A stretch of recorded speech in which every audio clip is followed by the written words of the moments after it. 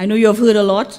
You've heard about the race-based educational, occupational, and sectoral segregation and wage gaps. You've heard about the gender gap, and now we're talking about cost efficiency in the GATE program. So, let me ask you, do we have any questions for the presenters? So, in the first presentation, what I realized that maybe you could look into public government contracts, if that could have played a role in the 1% spikes and decreases. Because, maybe that could be, I won't say nepotism or corruption, but, maybe that could play a role in the data. So it may not be data was wrong, but it might explain the jumps. And for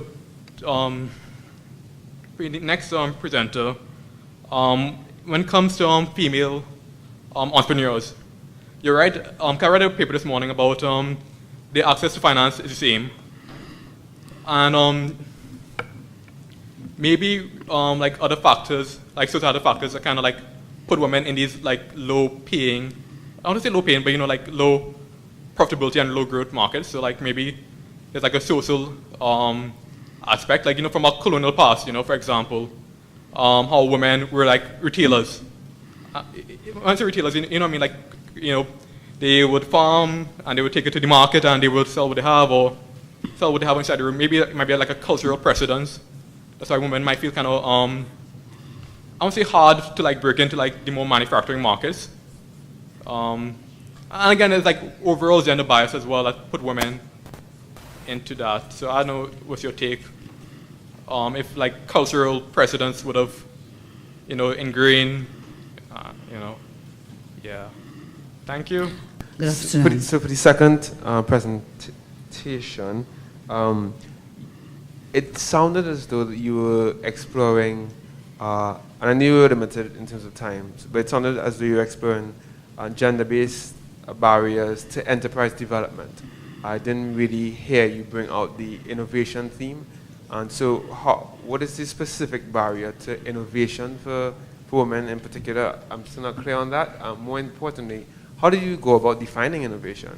So that's my question there. And then with Dr. Conrad, I'd love to hear more. I know you're out of time, but I'd love to hear more about the income contingent loan model in terms of how much you think the state would pay, how income would matter, and how it's more inclusive than what we have at present. Yeah, thanks. This is just specifically for Dr. Conrad. Very topical issue, but more so people tend to think it's topical just because of the time and the proposed reforms. But in any society, we have these questions to ask about how do we organize the funding for training the next generation of workers and leaders. I noticed you only mentioned the specific word, well, the private sector towards the end, but you always talked about, and I've seen that in actual practice, and it's almost universal that the private gains are not just for education, for almost any public effort. Often the burdens and the costs are on the public, but it's private, whether you define it as a private sector or particular individuals who benefit. But the case has been made in other societies that for a more inclusion of the private sector, you see successful economies like Germany, they tend to integrate a lot of private sector, both in the funding and in terms of internships and work programs. So I was wondering if you could expand more on the private sector role for funding education, because the largest benefit, if you look at company profits and productivity, the largest benefits are actually to those companies. And we know it's a stressed economic time, but they benefit from the skilled labor, which everyone pays taxes to generate. So I don't know if you have any more comments or more insight on the private sector contributing more to it, given that they benefit even more than the individuals, because they wouldn't employ them if they don't gain more from that economic transaction than their salary. Okay, to the panel. Okay, I think that's better. Okay, thank you for the questions. I'm glad you guys are interested in our research. Let me take the first question. The suggestion was that perhaps what might be driving, a factor that's driving different disparities between women performance versus male performance in these firms might be cultural barriers. I think that's a good idea. I think that it's possible, at least from a theoretical perspective, that may be shaping why women versus men go into certain types of sectors. It is not a focus right now of the current study, and here's why. It's a good idea, and perhaps it's something that we can try to take on in another study. The data that we have right now is cross-sectional. It's all in 2014 across firms throughout the region. To look at how cultural barriers might evolve and shape how different types of firms evolve, you're looking at you need time series data to be able to do something like that. You need historic data for how these things evolve over time. One of the limitations in this research on barriers and innovation and firm productivity is the paucity of data. And one of the novelties here in the use of the Protein data is that this was an explicit attempt by the IDB and Compete Caribbean organization to increase to fill that knowledge gap then, to increase our data availability for the Caribbean region. That didn't really exist to a large extent before.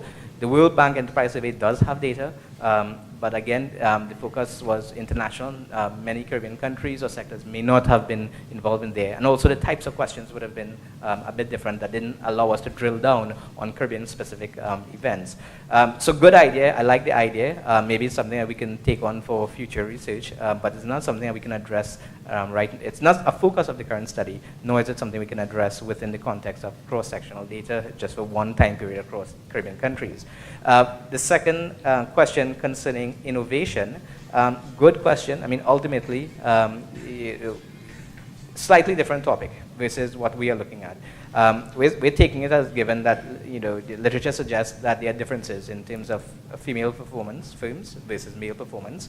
That might be because of innovation or different factors. We're looking at the underlying, whether there's one plausible explanation for this might be that female-owned firms face different barriers versus male firms. How that, for this particular study, we're looking to identify what those barriers might be. Now, once we identify those barriers, those may or may not be tied in to innovation. That's a whole different topic altogether. And that perhaps, again, it's a good suggestion, something that there is a literature looking explicitly at innovation in female-owned firms. Perhaps based on our results and the barriers that we identify, we can go on to look at how those might impact innovation, whether and to what extent they're impacting innovation. So I take the suggestion, good idea, but currently not the research is in an early phase, and we're just identifying what potential barriers might be. We want to drill down on why exactly there are barriers to begin with next, but that's a good follow-up suggestion. Thank you.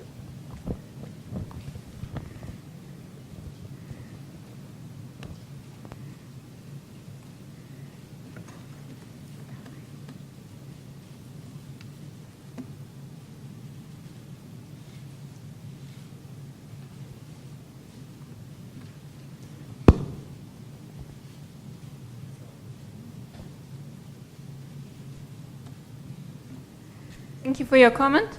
I'm not sure I completely understood exactly what you meant, but let me try to give an answer, and maybe you can later on clarify a little bit more. Unfortunately, we do not have any specific information for what sort of contract the person had. The only information we receive from the survey is whether this is a person working in the public sector or in the private sector. So, and we don't know how long that person worked, or to be able to see whether specific persons lost their job or a contract had ended. Christopher, do you need to add anything to that? Yeah, looking at the government contract. Sorry, yeah. My point was looking at the government contract. So I know, like being a citizen, you see a lot of corruption scandals about who got a $1 billion contract to build a highway or a hospital. Like probably that could have been the reasons for these fluctuations you saw. Like given nepotism and corruption may have played a part in the 1% fluctuation. Not for the regular folk, but for the 1% in particular. How you had those fluctuations over the years. So maybe news reports could probably indicate, where you might have a spike. I really don't know, to be honest. I'm just You're just making a suggestion. Suggestion, yeah. Okay. Because it might be hard to get the data, and with the new public procurement bill, that's supposed to eliminate that kind of like contracts like given. So maybe in the future we should see less fluctuations with with a very effective public procurement bill being implemented. Sorry, yeah. Thank you very much. Thank you very much. All right. Is it on? Yeah? Yes, we're hearing it. Okay. All right. I think I can speak up. In talking about the whole notion of income contingent loans, it's supposed to change the general thought processes. I'll just answer that quickly. But this whole, the idea of an income contingent loan dates back to 1955 with Milton Friedman. And it said that instead of thinking of education as something that should be subsidized by the government, it is something that we need to look at as equity capital, as equity capital. It's an investment that we're making and that the government is making. So what the proposal is essentially speaking to is that a way to better utilize the resources that we have and invest in these individuals, and it would obligate the individual to repay the state a specified, now those details would have to be looked out of course, but a specified fraction, not 100%, because there will be some individuals who access tertiary level education and may not get to a certain level of income. Those individuals will naturally not repay anything, and those individuals who have a higher return would naturally pay but a small fraction of what they had, what was utilized in the funding process, but sufficient to get other people through the programs as well. So it's essentially a way to make programs more self-financing rather than be subsidized by the state. And again, with that, low-income earners do not pay, and again, all of those things are specified fractions, and even with the high-income earners, it would be a specified fraction of the amount that was invested in those individuals that would be repaid, not 100% repayment. Now, the issue of the private sector, this becomes a little bit tricky because while, yes, the private sector benefits, the entire society benefits from general education. Firms benefit from specific education. So the responsibility of the state up to the secondary level is to provide in general where individuals will have certain levels of competencies that will make them easier to train for the employers. So the private sector does contribute, but not by way of the funding of the tertiary level. That would be more provision of a specific level to train the individuals in the job. So if you think of a skills gap, which would be the education system dropped you here, but this is the pickup point for the firm. So the firm will send something to pick you up here, but it will not be the full high salary that you expect because that's a training cost. So what the education system is supposed to do is to minimize the training cost, and then the firm will pick up the slack by offering you a lower wage and provide training to get you to that point.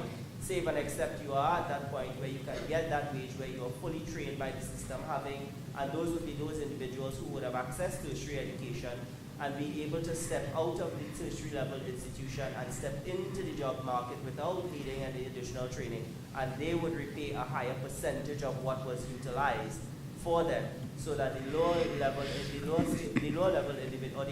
who don't complete at that level, there's still scope for those individuals in the system. So again, it will look like a self-financing program, and it forces the government to have a multifaceted approach, because the repayment is contingent on the business climate that will employ these individuals. So far too often, our human capital approach throughout the region has not been multifaceted. It is on the supply side. We supply skilled individuals, but we do not have the system that can accommodate and absorb. So our absorptive capacity is relatively low. And what we are facing now is a market phenomenon in the labor market where we are facing wage suppression because of the high number of skilled individuals. So wages are actually at 2000, 2004 levels for individuals with twice as much schooling than those individuals then. So we have created some market phenomenon that cannot be easily corrected without individuals being underemployed at significant levels, which worries that we will have to deal with other issues like brain drain. So it goes on and on and on. So instead of continuing to fund this cycle, we would have to think of how to cut that funding stream off and do something totally different. Not to amend it, but to remove it and replace it with something that is more tenable and sustainable. I know that's not probably a politically correct answer, but thank you very much. academic